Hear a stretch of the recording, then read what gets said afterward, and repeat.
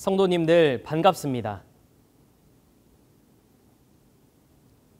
한 주간 하나님의 은혜 가운데 거하셨습니까? 저는 신천지 예수교 유수연 강사입니다.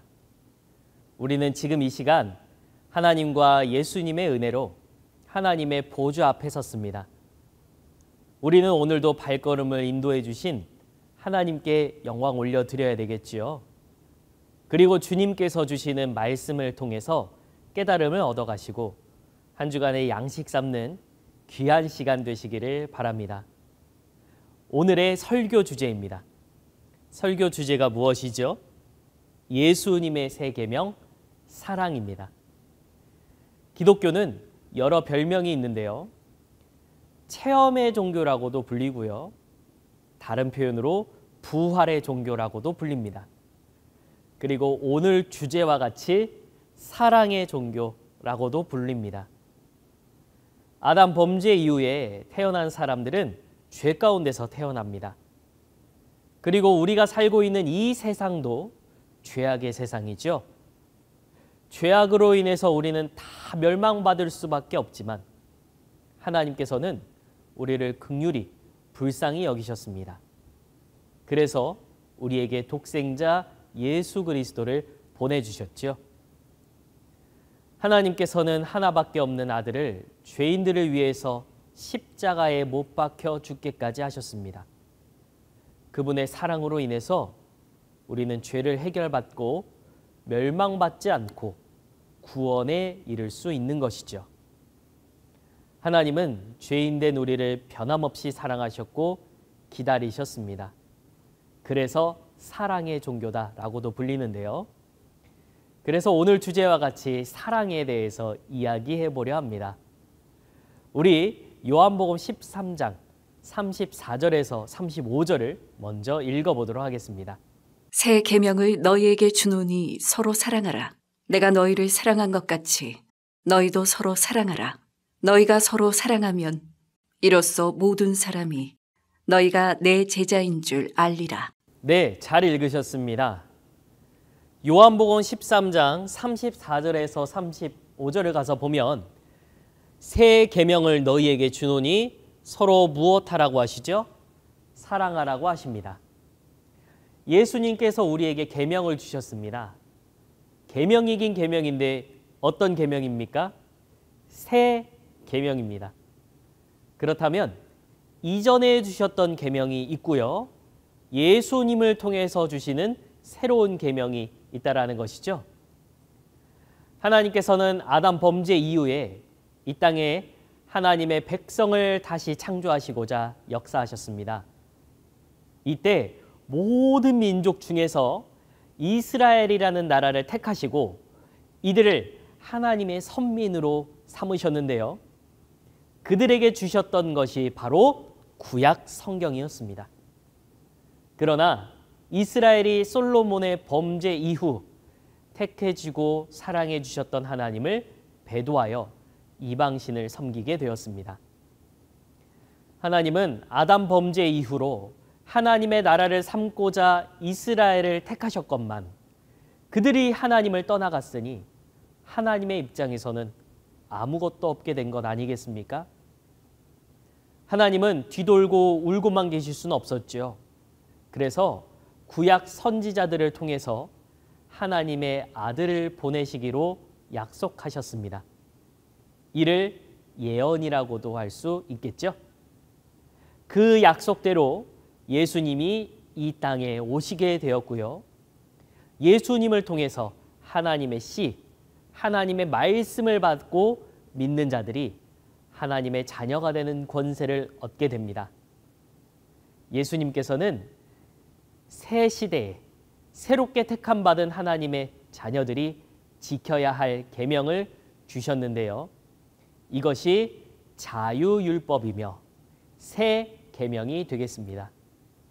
그 시대에 주신 성경이 바로 신약 성경이 되는 것이죠.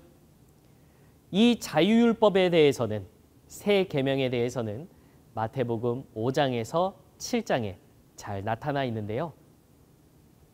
자유율법이라는 것은 무엇일까요?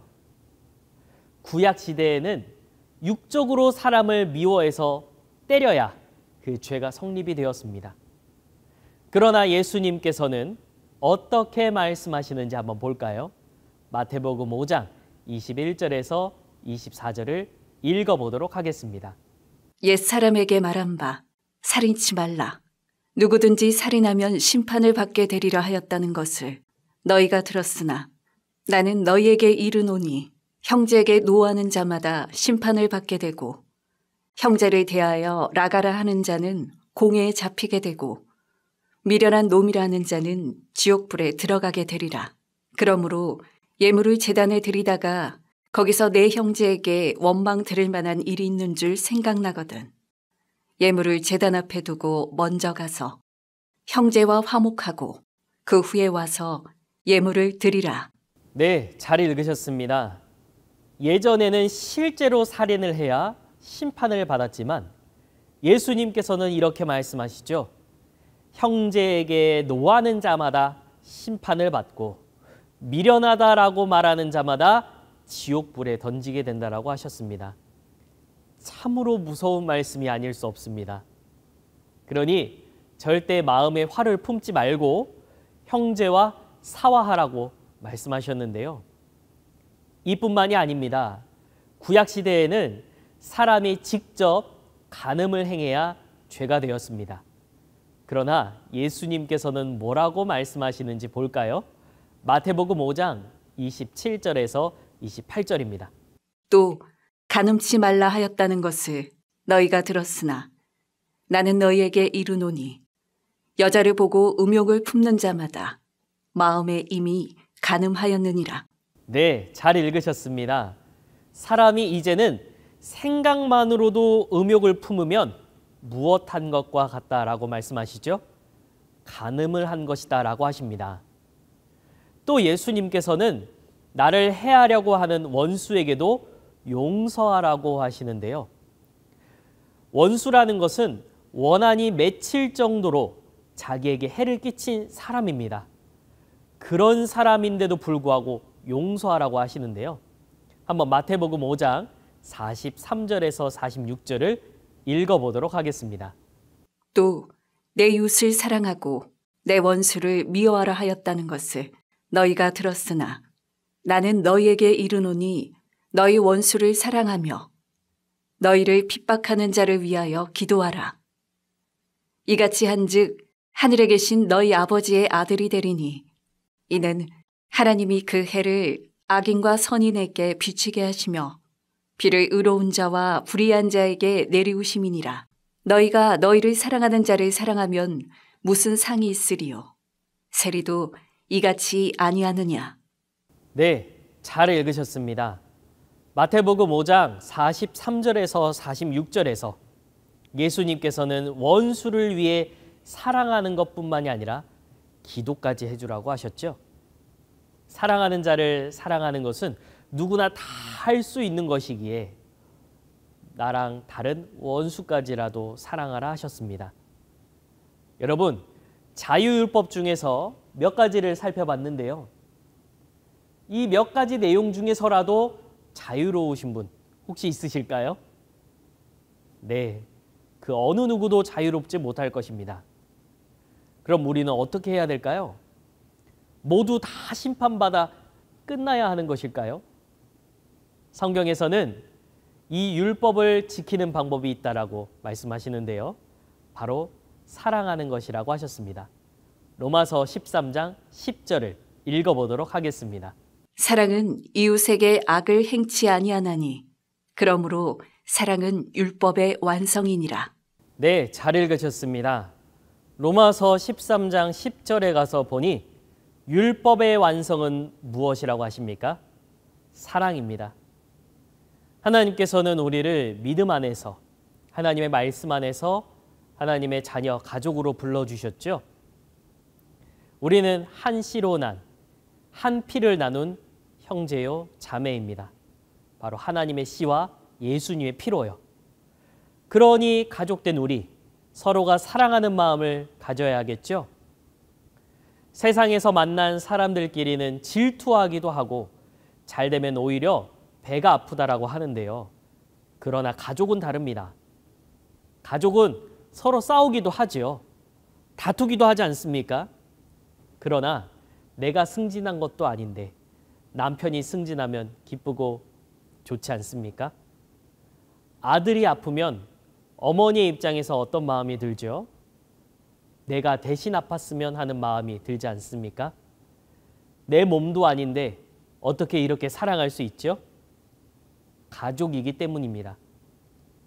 하나님께서는 우리를 가족으로 불러주셨기 때문에 사랑하라 하신 것이죠. 이것이 바로 율법의 완성인 것입니다.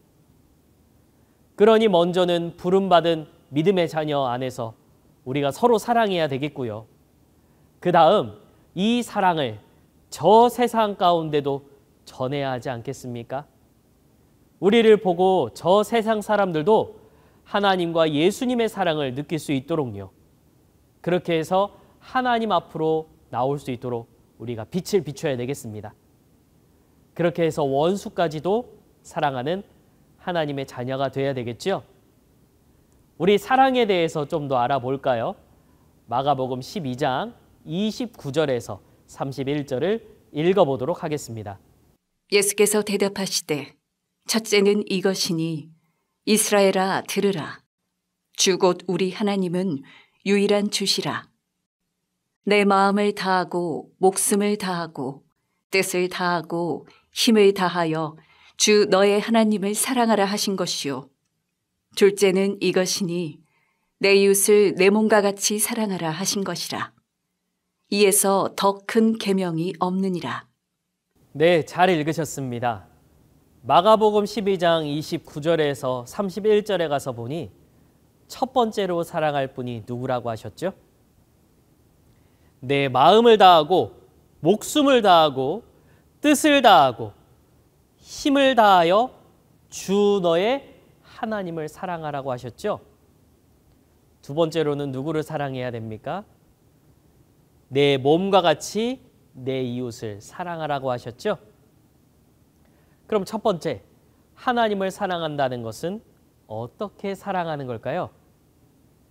제가 강의를 하고 있을 때 어떤 자매님이 와서 저에게 이야기를 하는 겁니다. 강사님, 제가 하나님을 너무 사랑하는데 드릴 게 없어요. 그래서 제가 제 목소리로 하나님께 찬양을 올려드려서 하나님께 사랑한다라고 말씀드리려고요. 라고 말씀하셨습니다.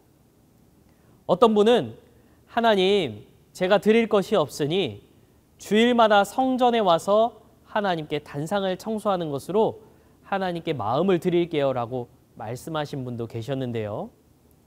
물론 그것이 하나님을 사랑하는 방법 맞지요. 그것을 정말 하나님이 기뻐하실 겁니다.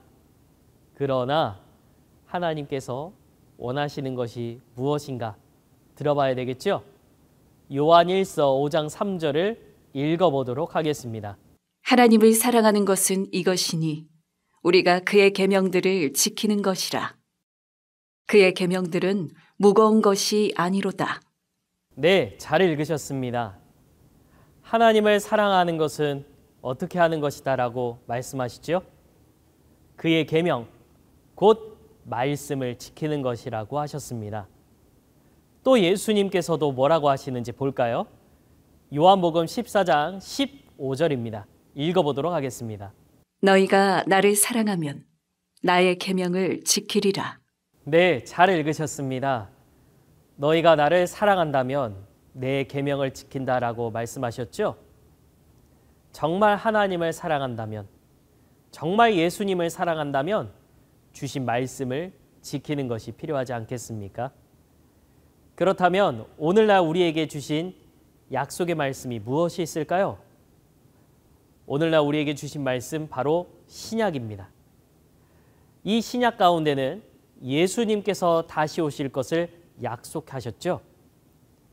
다시 오시는 예수님을 맞이하기 위해서는 어떻게 해야 할까요? 여러분들께서는 혹시 알고 계십니까? 예수님께서 다시 오실 때는 추수되어야 하며 입맞아야 하며 12지파에 속해야 한다라고 요한계시록에 약속이 되어 있습니다. 여러분들께서는 이 말씀을 지키셨습니까? 내가 하나님의 참 자녀이며 하나님을 사랑한다라고 고백드리기 전에 내가 추수되었는지 먼저 확인해야 되겠지요. 인 맞았는지 확인해야 할 것이고요. 그리고 12지파에 속했는지, 계시록이라는 예언서를 모르고 가감하지 않았는지를 확인해야 될 것입니다. 그러니 우리는 이 신약성경의 말씀을 온전히 알고 깨달아서 하나님의 자녀로서 도리를 다하는 자녀가 됩시다. 그렇다면 내 이웃을 내 몸과 같이 사랑한다라는 것은 어떤 것일까요? 우리 요한일서 4장 7절에서 11절을 읽어보도록 하겠습니다. 사랑하는 자들아, 우리가 서로 사랑하자. 사랑은 하나님께 속한 것이니 사랑하는 자마다 하나님께로 나서 하나님을 알고, 사랑하지 아니하는 자는 하나님을 알지 못하나니 이는 하나님은 사랑이심이라. 하나님의 사랑이 우리에게 이렇게 나타난 바 되었으니 하나님이 자기의 독생자를 세상에 보내심은 저로 말미암아 우리를 살리려 하심이니라. 사랑은 여기 있으니 우리가 하나님을 사랑한 것이 아니요 오직 하나님이 우리를 사랑하사 우리 죄를 위하여 화목제로 그 아들을 보내셨음이니라.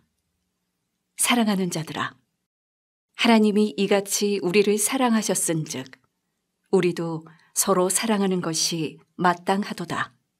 네, 하나님은 사랑이라고 하셨죠? 하나님께서도 사랑이시니 우리도 서로 사랑해야 되겠습니다. 사랑하지 아니하는 자는 하나님을 알지 못하는 거라고 하셨으니까요. 그러면 우리가 서로 어떻게 사랑해야 될까요? 11절에 가서 보니 하나님이 우리를 사랑하신 것처럼 서로 사랑하자라고 합니다. 하나님은 우리를 어떻게 사랑하셨을까요? 9절에 가서 보니 하나님께서는 자기의 아들을 세상에 보내시고 그 아들을 화목제로 삼으셨다라고 합니다. 죄인된 우리를 위해서 하나밖에 없는 아들을 희생한 것, 그리고 그 죄인을 용서해 주신 것이 하나님의 사랑이라는 것이죠. 그러면 우리도 이것을 본받아야 되지 않겠습니까? 우리가 신앙을 해오면서 나는 과거에 어떻게 해왔는지 한번 생각해 봅시다. 내가 예전에 하나님을 믿고 예수님을 영접했다라고 해서 믿지 않는 자들을 정죄하고 욕한 적은 없을까요? 타종교에 대해서 하나님을 모른다라고 업신여기지는 않았습니까? 타종교에 대해서 한 것도 잘못이지만요. 더 생각해 볼 것은 나와 다른 교단의 사람들에 대해서 내가 속한 곳과 다르다고 해서 정죄하고 핍박하고 욕하고 업신여기지는 않았는지 한 번쯤 생각해 봐야 되겠습니다. 하나님과 예수님이 사랑하셨기에 내가 하나님과 예수님을 믿는다고 하면서 나는 정죄하고 핍박하고 욕하였다면 나는 하나님께로서 난 자가 아니라고 스스로 증거하는 것임을 반드시 알아야 됩니다. 생각해 볼까요? 요한복음 1장 1절에서 5절에 가서 보면 하나님께서는 말씀이라고 하셨죠? 이 말씀이 빛이요 생명이라고 하셨습니다. 하나님께서는 아까와 본 바와 같이 사랑이라고 하시지 않았습니까? 그럼 하나님께로서 난 예수님도 어떤 분일까요? 요한일서 1장 1절에서 5절에 가서 보면 말씀이라고 하셨거든요. 그리고 요한복음 9장에서는 예수님을 빛이라고 하셨고 요한복음 14장 6절에서는 예수님을 생명이라고 하셨습니다. 그런 예수님은 하나님을 닮아서 사랑이신 것이죠. 그래서 죄인된 우리를 위해서 자신의 몸을 내어주셨던 사랑을 실천하셨던 것 아니겠습니까? 그렇다면 우리 또한 하나님의 자녀라면 나와 다르다고 해서 나랑 맞지 않다라고 해서 상대를 미워해야 될까요? 아니겠죠? 하나님도 사랑이시니 하나님의 자녀된 우리도 또한 사랑해야 합니다. 그러나 사랑하는 것이 왜 어려울까요? 내가 빛과 생명이 되는 말씀이 우선 없기 때문에 사랑 또한 실천하지 못하는 것입니다. 도덕적으로 베푸는 사랑은 오히려 스님들이 실천을 더 잘하시고 저 세상 가운데 있는 사람들도 실천을 더 잘합니다. 우리는 사랑의 개념에 대해서 봉사하는 것, 불우한 이웃을 돕는 것이라고 생각하는데요. 그런 실천이라는 생각에서 머무를 것이 아니라 내 안에 빛과 생명의 말씀이 있어야 온전한 사랑을 할 수 있다는 것 우리가 깨닫고 이 시간 하나하나 내 안에 그 빛된 생명의 말씀을 채워나가고 있음에 하나님께 감사를 드려야 되겠습니다. 한 주간 내 주변에 있는 하나님의 자녀들에게 먼저 사랑을 실천해 보는 것 어떨까요? 그렇게 해서 하나님의 자녀로서 삶을 살아가는 한 주간 되시기를 주님의 이름으로 축원드립니다. 그리고 그 빛을 세상 가운데서도 나눠줄 수 있는 귀한 자녀 되시기를 바라겠습니다. 이것으로 기도하고 마치도록 하겠습니다. 사랑이 많으시고 고마우신 아버지 하나님, 은혜와 사랑의 진심으로 감사 영광 올려드립니다. 죄인된 우리를 긍휼히 여겨주셔서 아들을 보내주시고 그 아들을 희생해 주신 사랑을 기억합니다. 예수님께서 자신의 몸을 내어주면서까지 죄인을 위하여 돌아가신 것 다시 한번 생각을 해봅니다.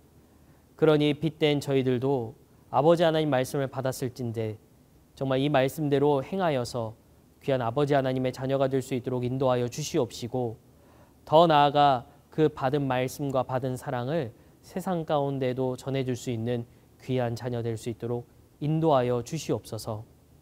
아버지께서 함께해 주실 것을 믿사오며 생명 되신 예수 그리스도의 이름으로 기도드렸사옵나이다. 아멘.